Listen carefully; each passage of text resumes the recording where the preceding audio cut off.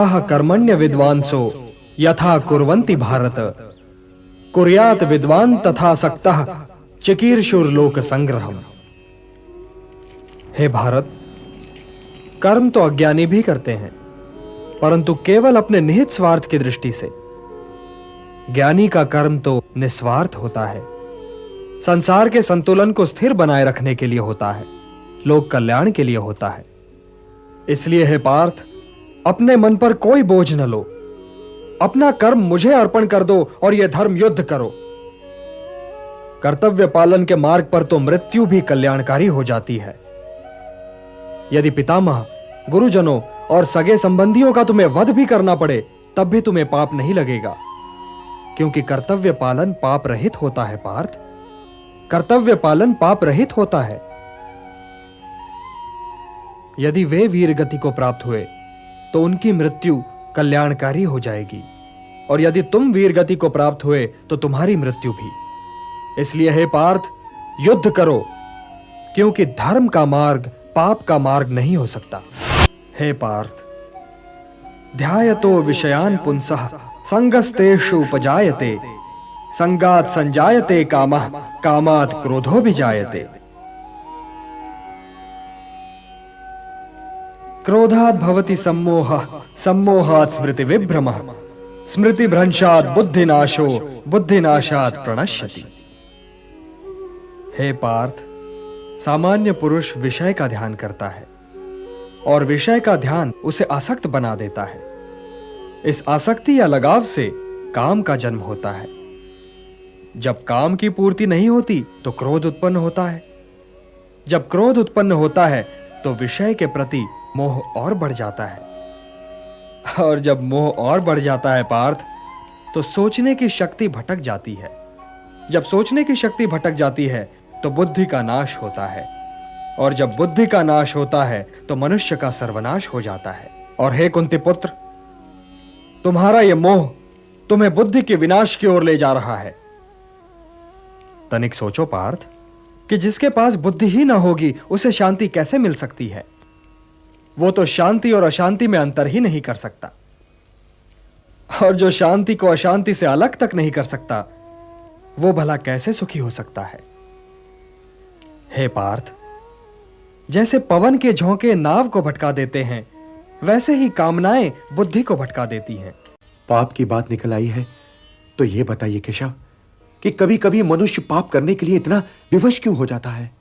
उसे कौन विवश करता है? उसे विवश करती है उसकी वासना, उसे विवश करता है उसका निहित स्वार्थ, उससे पाप करवाता है उसका क्रोध, उसका मोह। इन शत्रुओं को पहचानो पार्थ।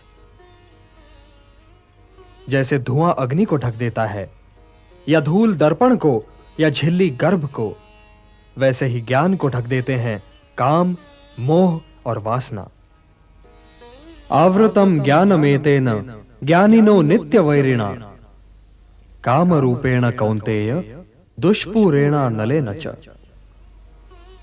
काम और मोह की अग्नि ज्ञान को नष्ट कर देती है, और इसीलिए ज्ञानी की वैरी है। हे कौन्तेय, अग्नि को स्वच्छ बनाओ, दर्पण को परिशुद्ध करो, और अपनी इंद्रियों को सौम्य बनाकर ज्ञान और विवेक के नाशकों का वध करो।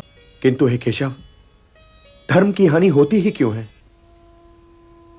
धर्म की हानि इसलिए होती है पार्थ कि मनुष्य मोह के बंधन को नहीं तोड़ पाता, कि वो अपने स्वयं से नाता तोड़कर समाज से नाता नहीं जोड़ पाता।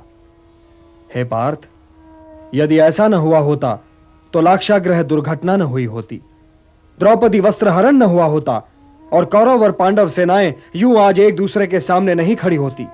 तो क्या द्रौपदी वस्त्रहरण पर मुझे क्रोध नहीं आना चाहिए था केशव?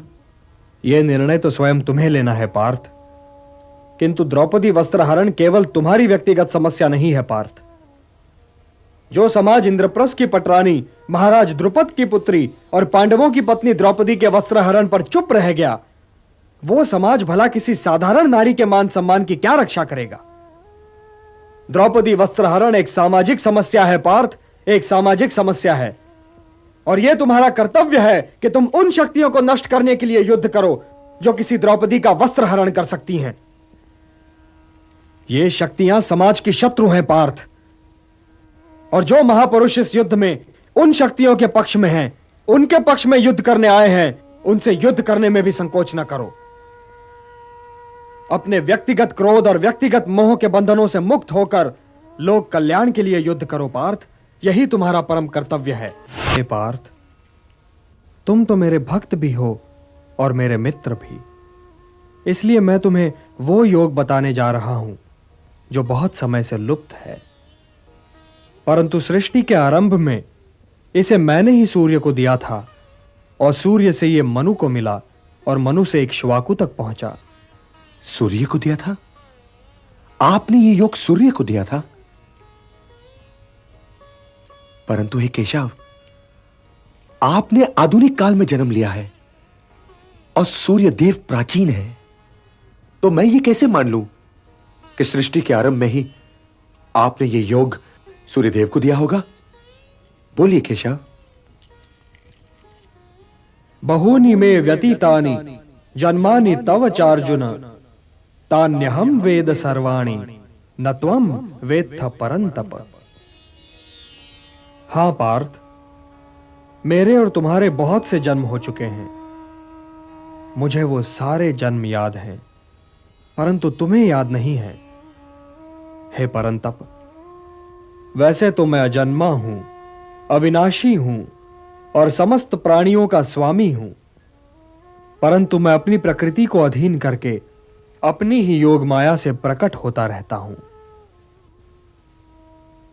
यदा यदा हि धर्मस्य ग्लानिर्भवति भारत, अभ्युत्थानम् अधर्मस्य तदात्मानं सृजाम्यहम्।